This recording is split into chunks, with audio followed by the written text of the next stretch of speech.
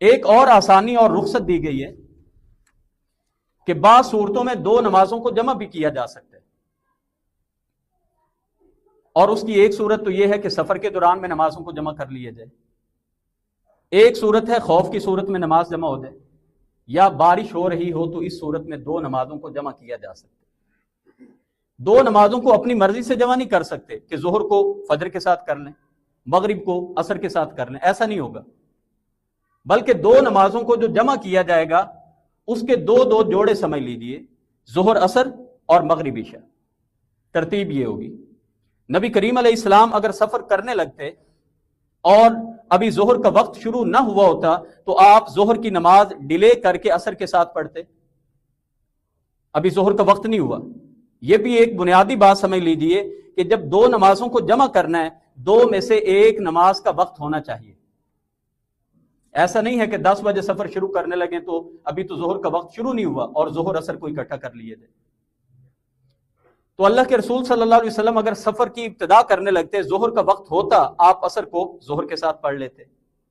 لیکن اگر ظہر کا وقت نہ ہوا ہوتا تو آپ ظہر کو مؤخر کر کے عصر کے ساتھ پڑھ لیتے۔ گویا جمع کو پہلے ایڈوانس میں کر لینا پہلی نماز کے وقت میں، جمع تقدیم یہ بھی جائز ہے، اور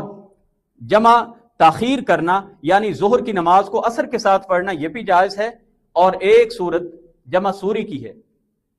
جمع سوری یہ ہے کہ ظہر کو اس کے آخری وقت میں ادا کیا جائے اور ادا کرتے کرتے ظہر کا وقت ختم ہو جائے، ساتھ ہی عصر کا وقت شروع ہو جائے،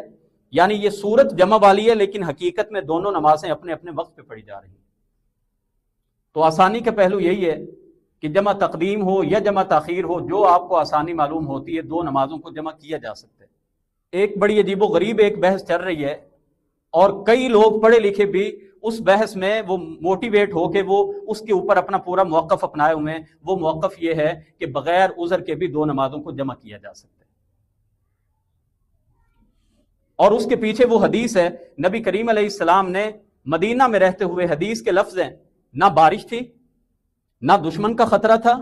اور نہ ہی آپ سفر میں تھے، آپ نے مدینہ میں رہ کے دو نمازوں کو جمع کیا، ظہر عصر کو جمع کیا، پھر مغرب عشاء کو جمع کیا۔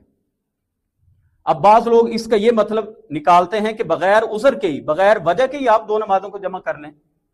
تو اس حدیث کا یہ مطلب نہیں ہے کہ کوئی چوتھا عذر نہیں تھا،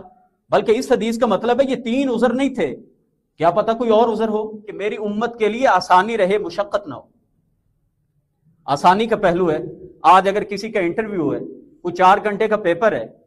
کوئی اور اس طرح کی ایسی اس کی کوئی اہم میٹنگ ہے کہ 3-4 گھنٹے چلنی اور اس کو پتہ ہے میری نماز قضا ہو جائے گی، تو اس حدیث سے اتنی رخصت موجود ملتی ہے کہ وہ آدمی دو نمازوں کو جمع کر سکتا ہے۔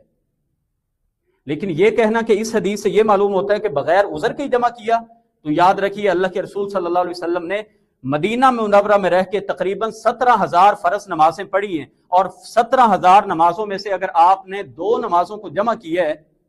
تو اس کا مطلب ہے یہ صرف آسانی اور رخصت کا پہلو امت کے لیے دینے کے لیے تھا، اس کا یہ مطلب نہیں ہے جب دل کیا بغیر کسی وجہ اور عذر کے دو نمازوں کو جمع کر لیں۔